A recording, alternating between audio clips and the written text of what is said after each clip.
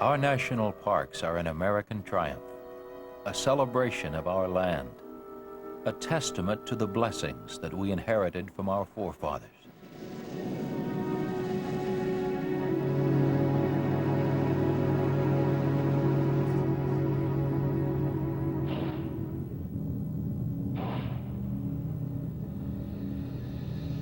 We, the American people, have chosen 50 of our most precious, most irreplaceable, most unique areas and set them aside as preserves, keeping these wild and beautiful places in trust for the future.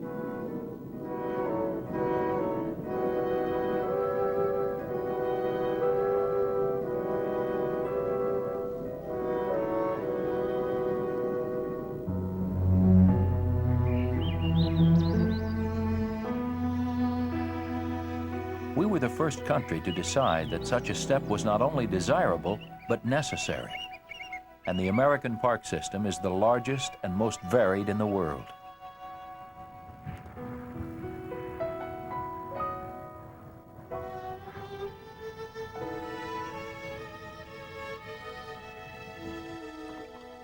Dark in here. Watch out for this part here.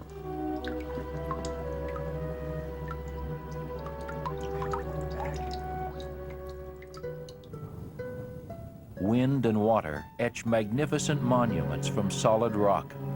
The land seems to live and breathe before our very eyes.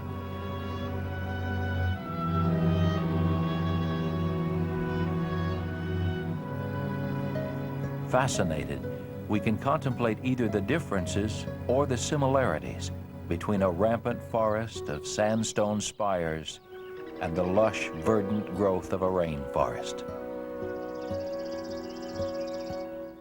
Our parks provide haven for threatened wildlife and preserve the fragile natural beauty of the wilderness.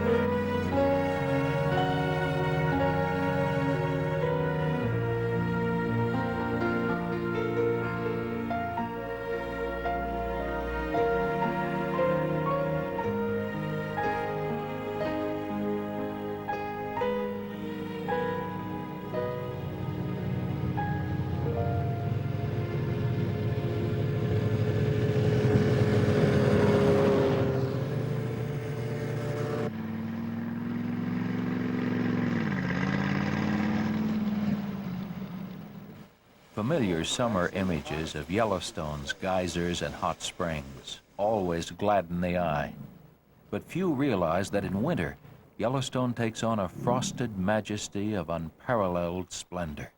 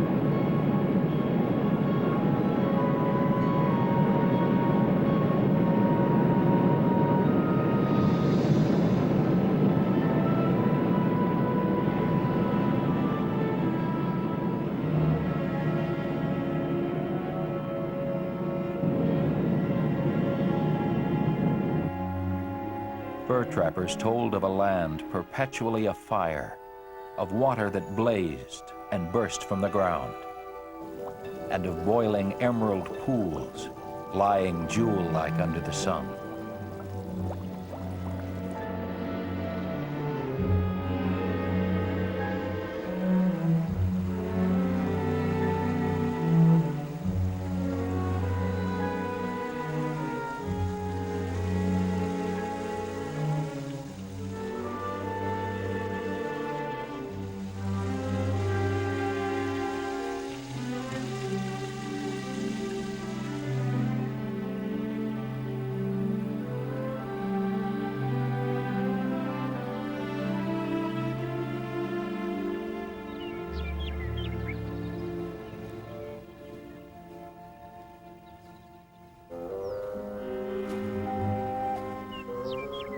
They told of nature's children running free, a land of great bears, and limitless herds of elk and bison.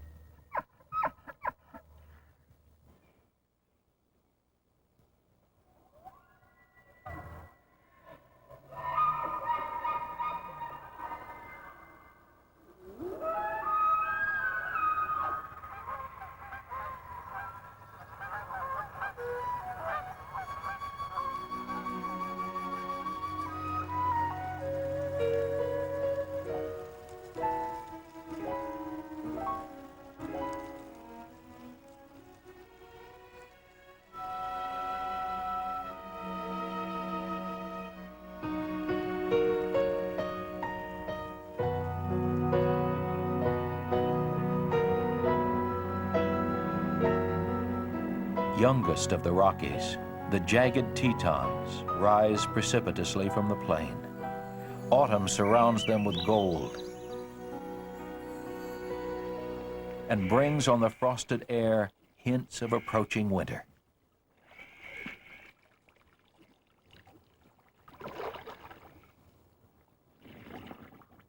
In the valley below, moose and elk can only wait for the impending onslaught of snow.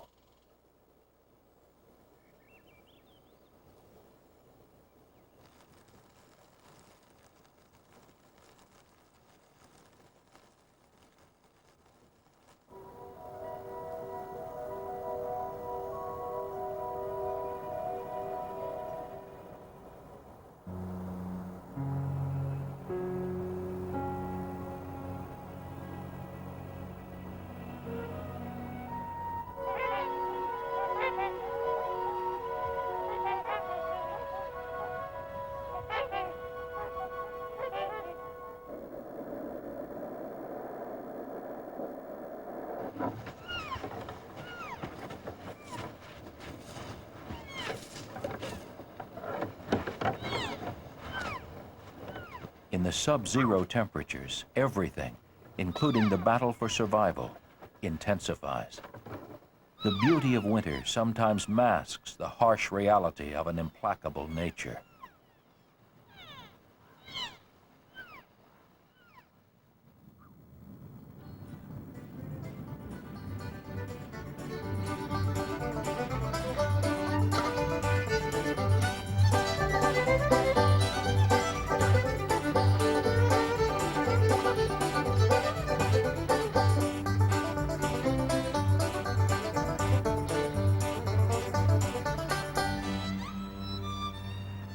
Washington Irving wrote, "There is a serene and settled majesty in woodland scenery that enters into the soul and delights and elevates it and fills it with noble inclinations."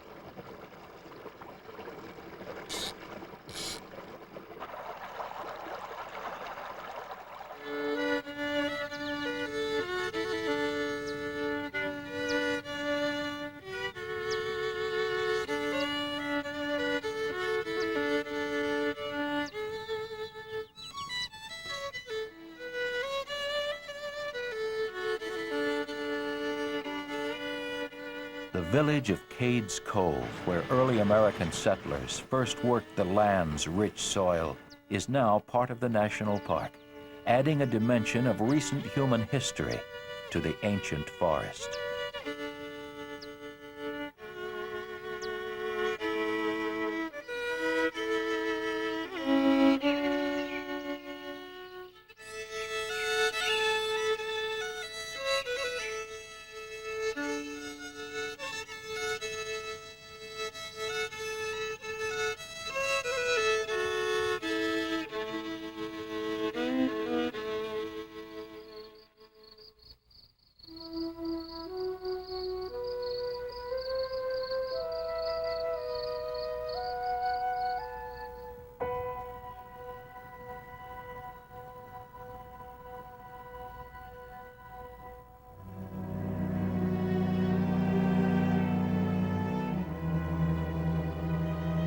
Freeman Tilden, in his book, The National Parks, wrote, "As you journey through Glacier, your impression will be of mountains that are on the march.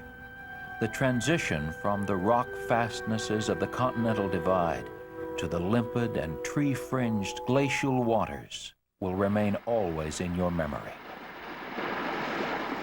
Spring in the high reaches of Glacier is a time of melting snow catching the rays of the warming sun.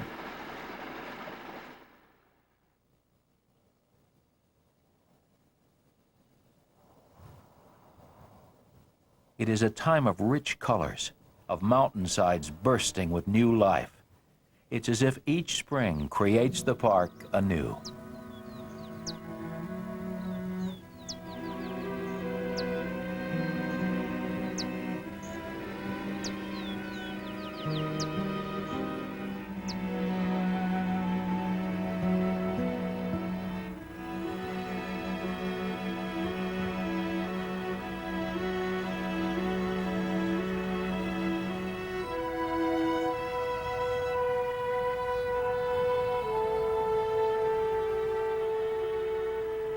Canada's Waterton Lakes Park joined Glacier to form an international peace park, a unique bond of friendship between two countries.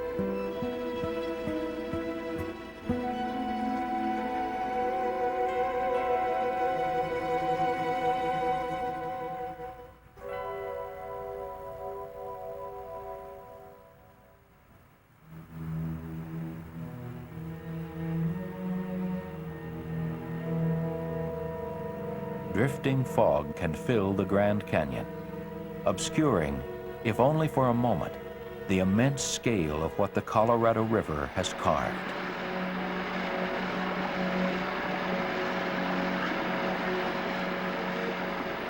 The power of the rushing water can only be appreciated by looking in awe at its handiwork, following the course of the river as it plunges down through the precipitous cliffs it has created.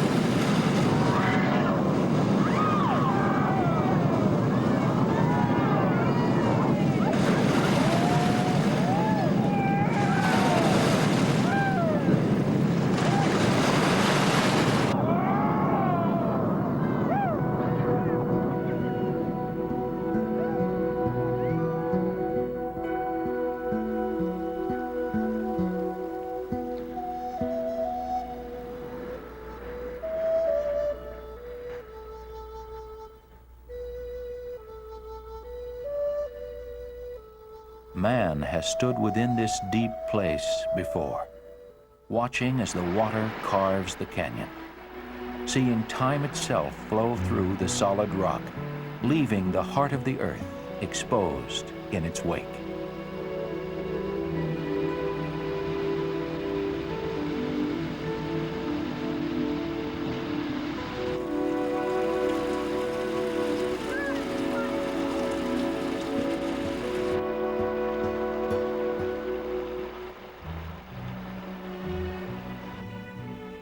John Wesley Powell, making the first known run through the Grand Canyon, wrote in his journal, "Turning around, we can look through the cleft through which we came and see the river with towering walls beyond.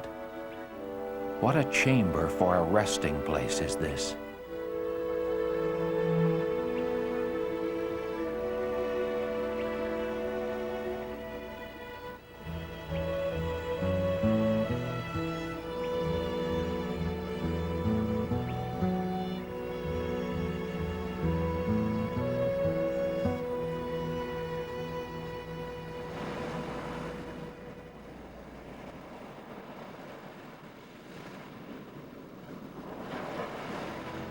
A seacoast, an alpine range, and an amazingly fertile forest combine to create a park where summer and winter can coexist.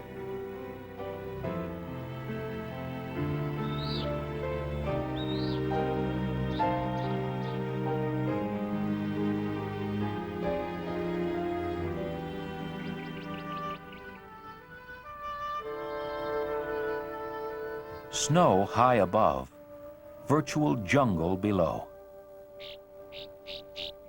Olympic's deep, dense Hoh rainforest is rare in the temperate latitudes.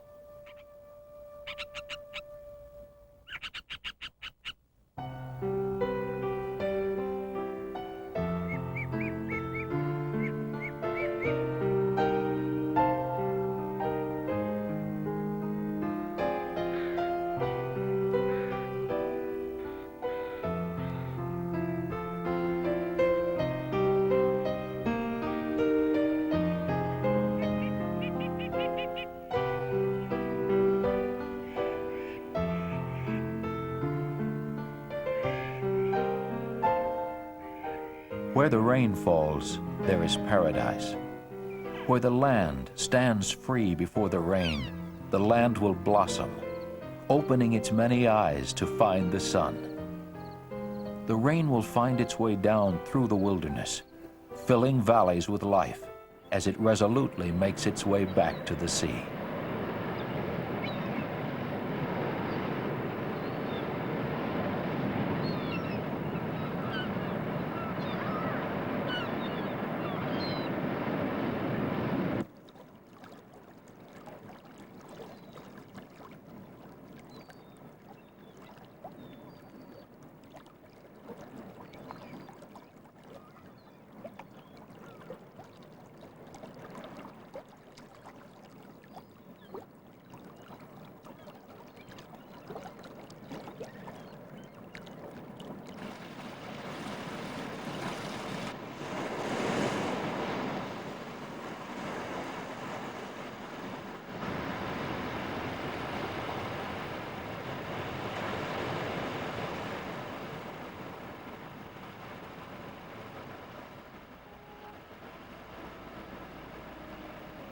We need the tonic of wilderness.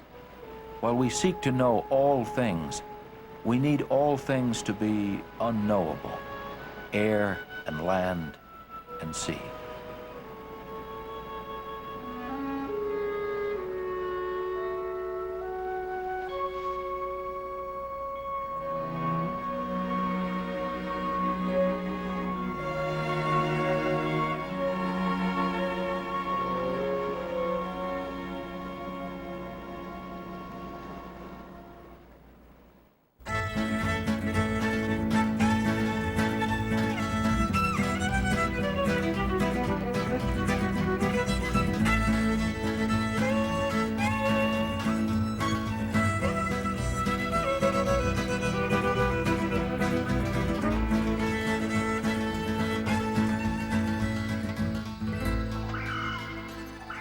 there is a place where earth and water met and joined.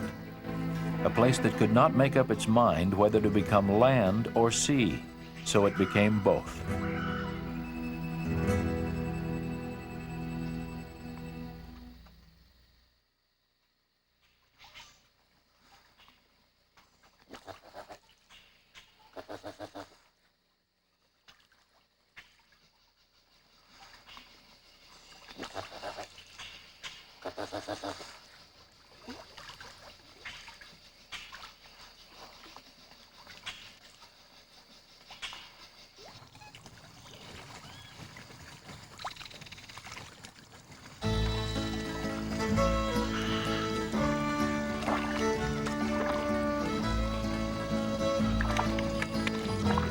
Here can nature's handprint be plainly seen, each finger pointing out a separate path toward survival. Like the patterns of a fingerprint, the interwoven web of life dances about itself, each element separate and yet irrevocably joined.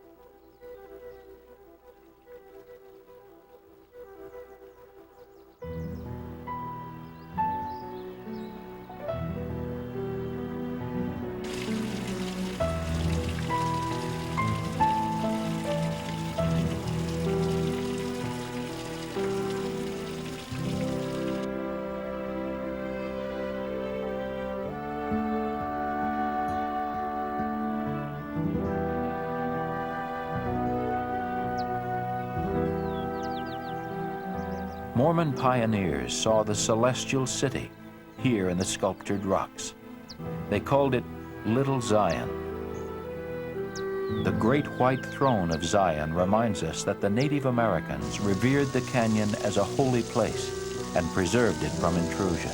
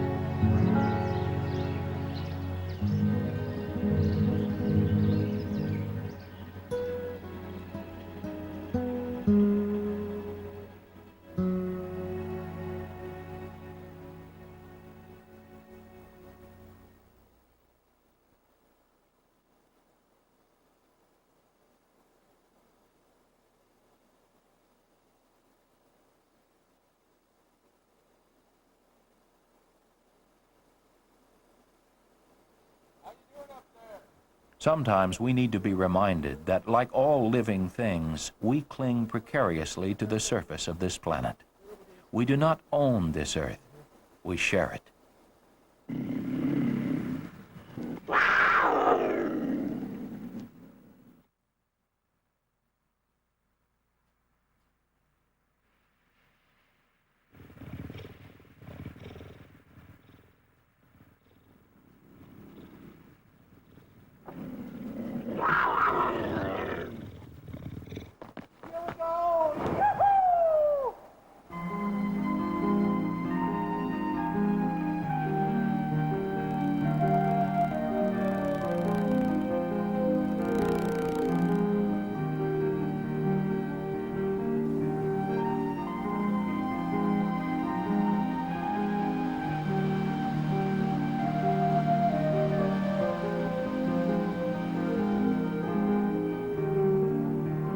No place is so rare as Yosemite. Its granite walls tasseled with waterfalls, its meadows full of wildlife, its high country a realm of lonely grandeur.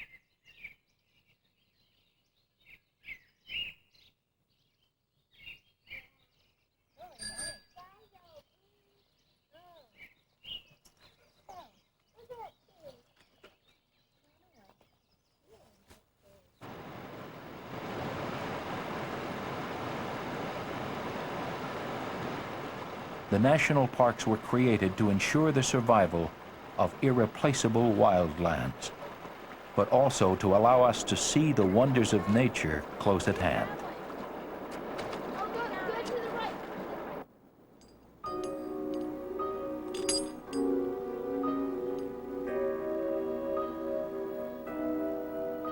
By living for a moment in the midst of these wonders, we will find ourselves all the more eager to preserve them, so that they can continue as they are, haven for both nature and ourselves.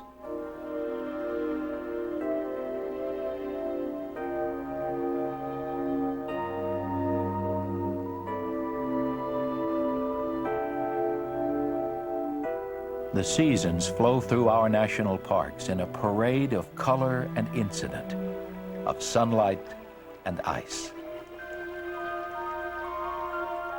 If the parks are indeed gems, they are many-faceted, offering splendidly divergent visions of our natural heritage. A poet wrote, "The earth never tires. The earth is rude, silent, incomprehensible at first. Be not discouraged. Keep on. There are divine things well enveloped. I swear to you, there are divine things more beautiful than words can tell."